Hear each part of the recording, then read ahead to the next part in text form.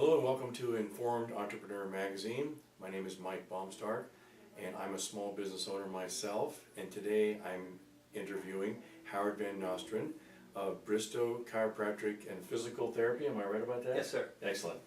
Nice to talk to you. Nice to see you. All right, so we're going to start out with the purpose for these videos we do with business owners is to really help other business owners get perspective on where they are, pick up information they didn't have before, get refreshed about why they should be excited about being in business, or be aware that maybe business is not for them. Whatever the answer is, we're trying to serve business owners with these interviews. Okay. Well, thank you. You're welcome. Let's start with your background. Where did you come from, and how did you wind up here? And you can hit some of those summary points that I just read in your bio recently. So just share with us where and how did you get to this point in this location? Okay, Mike, everybody, I'm an Italian male from Long Island, New York. I graduated high school in '85 and went upstate to get a degree in biology and chemistry at the State University of New York of Copelescare. Okay. Didn't know I was going to be a chiropractor, but it was God's will. I was going to pharmaceutical school, so basically a 180-degree turn. Next thing I know, I'm in Atlanta, Georgia. Beautiful women, beautiful sun, and sweet tea. I was hooked. From there, I got a degree. I got a degree in chiropractic, a doctorate in chiropractic. I also got a degree in nutrition. I also got a degree in physical therapy. All this from this one school. Now, God had his hands with me and showed me which way I was supposed to go. Okay, good. I got 5 state licenses. Upon that, I moved to In Chapel Hill. 5 different states? Yes. Yes, okay. And I moved to Chapel Hill, North Carolina. Okay. While there, my abilities to move around became very apparent because there were lots of chiropractors, but never a doctor like me. So I filled a void of a doctors get sick. You know, we're a human. Yes. We do get sick. Yes. We do die. They needed doctors. They needed to be a doctor to show up at your clinic off of bed. You got appendicitis. You couldn't work. Who treated elderly people? I became that doctor, but I stayed in North Carolina, Okay. then in South Carolina. And after that, my reputation grew throughout the United States. It grew to Europe. So then I started working in Europe, in all these European countries. That's where I went. Then I came back so many times, opened another clinic in McLean, Virginia. Unfortunately, when my, how do you say this, my reputation preceded me, I was being called back and forth to these European countries, by the countries, to help, because they had the same problem over there. And what is that problem that you're helping with? A doctor gets sick, a doctor dies. Their patients still need to be seen. Yes. They need, I was a big substitute teacher. Okay, I got you. Okay. Yes. So you became very reliable to help fill in those situations. Therefore, you're very highly desired to be. I mean, that's a void, isn't it? Yes, I filled a void. Yes, I see. And in this, I did this up until the last time I left this country was 2008. Okay. And I had a son. And I wanted to be the father in which I was present for my son growing up. Right. But being so far away, Yeah. couldn't do it. I've had 5 clinics. Each one of them, this is the 5th clinic. Each of the other 4 were $1 million clinics in revenue a year. But leaving the country so often, I needed to bring a doctor in. And I had to train that doctor to be me, Okay. to practice just like I did. I see. And I did. Okay. But leaving the country so often, sometimes I'd come back 5 months later, I'm like, who are these people? Who is the front desk staff? They were gone. So these doctors would buy my clinic from me. Okay. So why I'm here is what God put me here, in Prince William County in Bristow, Virginia, because this is where he wants me. Excellent, excellent. Now, you have a very interesting story that you do a lot of different things. Share with the audience a couple of things you do besides do this office. You do some outside activities. Would you share a couple of those? Well, myself and one of my friends, we opened up a nuisance deer removal program, Okay. in which there's 5 members of our club, soon to be 7, and we have one thing in common. We all are archers, bow hunters of 15 years or more, and we all have kids that are 10 years old and right in the average age. So just like my father and my uncle taught me hunting, and taught me respect for the woods.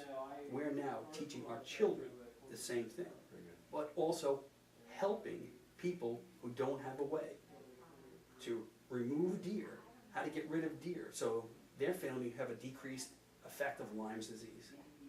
Also have, I don't wake up in the morning and all my flowers and vegetables have been eaten down by the deer. Yeah, I heard that. Prince William has one of the highest populations of deer. Mm-hmm. Besides doing that, I'm known to play professional golf. Okay. we know that quite often. And other From the things. pictures in your office. Yeah, the pictures and, Yeah. and the pros that were just here. Yes. Yeah, so, yeah, I do a lot. But I thank God that I'm able to do everything. Now, how do you wind up doing all this stuff and managing your time? I mean, do you sleep? According to some people, too much. Is that right? Yes. You're kidding. So you organize your schedule fairly well then to do all this different stuff. For instance, you mentioned a while ago that you might come in from getting a nuisance deer or goat, and you still be in your camouflage gear, and you lay your bow on the desk and Yes. start manipulating. Yes. I've learned to be who I am. I know who I am and what I am and what I do. By doing this, I'm not putting up a false front. If you want me to be the best, I am. Let me be who I am. Right. So, sometimes, a lot of times, I'll come right out of the field dressed in complete camo. And the patients just kind of giggle. And I'll have guns right here on the desk, not to hide them. And the patients just go, oh, that's Dr. Howard. And they tell other friends, oh, Dr. Howard, he's funny, he's crazy, he's not your normal doctor. Believe it or not, Mike, that's a referral source. Sure it is. The last thing you want to be is like everybody Is else. normal. Yeah. We always pray, oh God, please let me be normal. But why? No, I don't. Why do you want to be normal if you have the abilities to do things that other people have? That's called promotion. It's better to be desired than to be normal, in my opinion. Now, you mentioned guns too, and you said you do some sharpshooting also? Yes, yes. Tell me about that. Again, it's just something I do. Fun for my son and for myself. Again, teaching them what my father has taught me Yes. in a way of actually doing this productively. Where did you say you were from originally? Massapequa, New York. That's right on Long Island. Okay, all right, so there's a little, you have to bring it back out, but the accent's buried there. Yes, yes. Below the surface, right? Yes. I've lived so many places. Yeah. Some people say, where are you from? You know, Yeah, I can start speaking Dutch to you or start speaking German to you, and you would never know. that's funny. Yeah, I have similar background. Okay, now, as you got in business, Yes, sir. or let me ask you, before you got in business, what made you want to be a business owner and not just do your chiropractic work in some other way? Well, in my family, from Long Island, I was the first one in the whole bloodline ever to go to college. My father worked all his life, worked very hard, picking up other people's trash. He was a New York City sanitation man. Never made more than $18,000 They a make year. more now, I hear, understand. Yeah, but understand. I understand. When I was 10 years old, me and my friends used to have a hubcap business on the side of the roads and sell hubcaps when they used to have hubcaps. Now, you weren't like stealing them and reselling them? No, Okay, we great. would walk the roads, find them on the side of the highway, Yeah. pick them up. And they used to pop off all the time, I They used remember to that. pop up all the time. Yeah. And we would sell them. So at that such a young age, I learned about entrepreneurial. Yes. During the week, my father had my mother and all us kids didn't make enough money, so during the week I used to go and help him on a side job, landscaping, which is where I learned all my horticulture from. Again, increasing my knowledge, but yet increasing my desire to make money. Mm-hmm. And people say, if I worked for somebody, I'd be horrible. I was just gonna say that. It sounds to me like you would have a fairly bad time working for someone else. I don't understand how people drive an I-66 to get to work. Couldn't do it. Yeah, I understand. Yes. All right, so getting in business, give me one or two of the areas that you felt were the most difficult, or even are the most difficult being in business. Being in business now as opposed to being in business before in my profession, I'm in the healthcare profession, so there's uncertainty. Uncertainty in the market, uncertainty in the clients. Because our whole system here, I have about $1,000 a year dedicated to advertisement. That's it. It's all internal referral or referral from the primary care. No, but I don't want to. Why? Because of Do the you need primary care. me? Okay. Why from the primary care? Because I'm different. Because I'm different than the rest of the doctors around you. And they respect that, they understand that, and they've seen what I've done.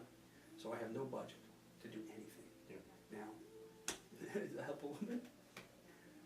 And so the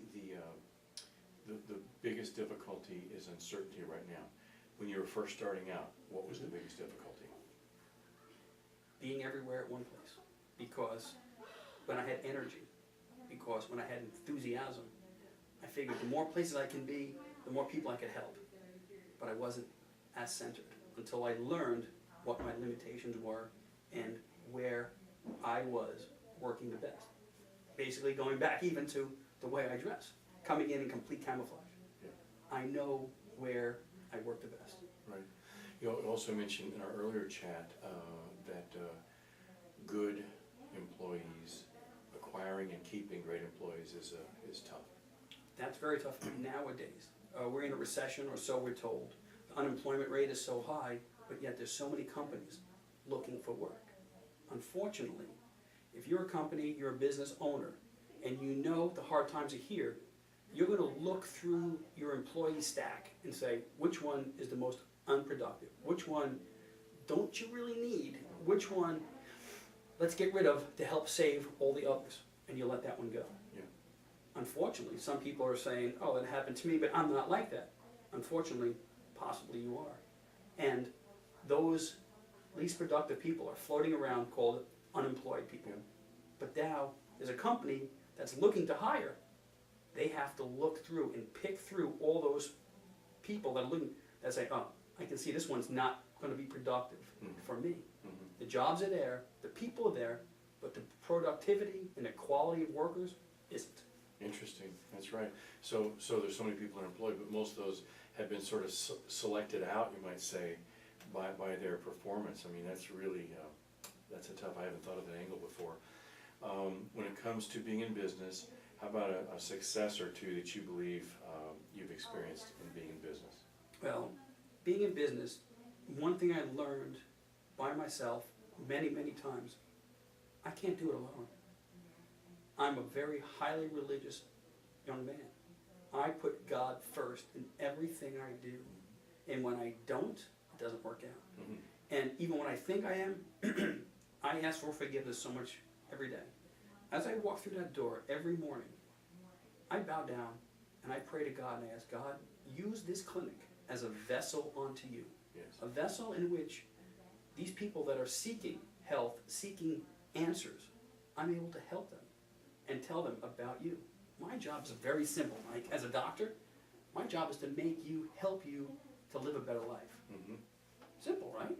But I like to say, let's do that so you can do more for God than you're doing now. I agree with you there very much. Now I think I remember seeing you over at what's now called Chapel Springs. Yes. I believe that connection, I make that connection now. Manassas Assembly of God is now Chapel Springs. Yes. In our area. In fact, just yesterday I interviewed Rick Sarmiento, who's the pastor of the new church going over to Stafford.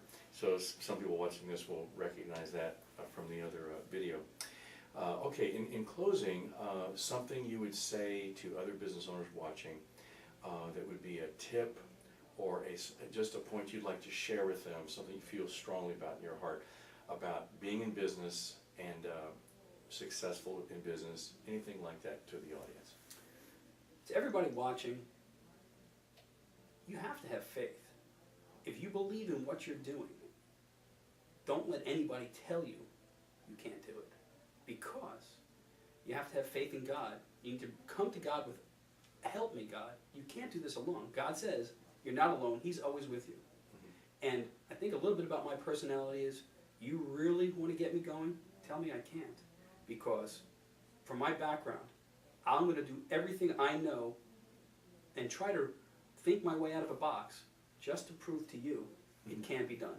You become that person, not listening to the other people. Find yourself, find your core, and work within your core. It'll work. Yes. We thank you for joining us today on Informed Entrepreneur Magazine. When you look at the credits, you'll see some information about Dr. Van Nostrand, and if you'd like to get a hold of him for any purpose, professional or personal, I'm sure that he'll take an email and respond to you. I've enjoyed talking to you today. Thank you Excellent. so much. Thank you Yes, so much. thank you.